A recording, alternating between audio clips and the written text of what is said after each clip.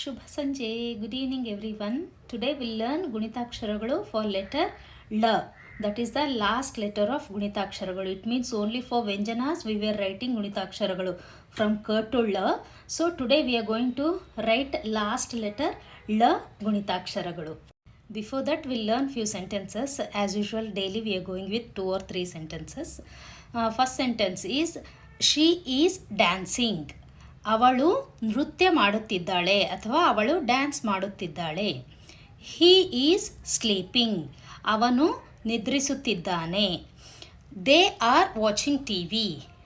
ಅವರು ಟಿವಿ ನೋಡುತ್ತಿದ್ದಾರೆ.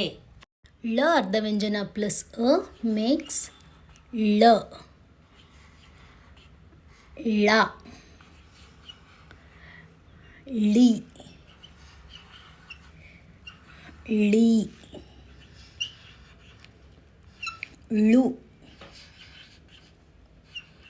ಳು ಋ ಳೆ ಳೇ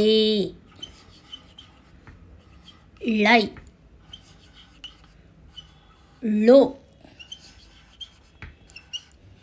ಳೋ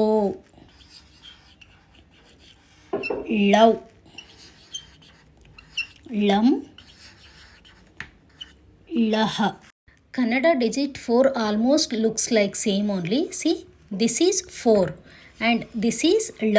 Don't get confused. This is L and this is number 4. And also this sounds L. This is L. Please remember the sound difference. This is L. This is L. Please keep practicing to learn fast. Bye for today. In next class we'll learn about ಸಂಯುಕ್ತಾಕ್ಷರಗಳು. In ಸಂಯುಕ್ತಾಕ್ಷರಗಳು we have 2 types, Sajati and Vijati. We'll go through that in the next class.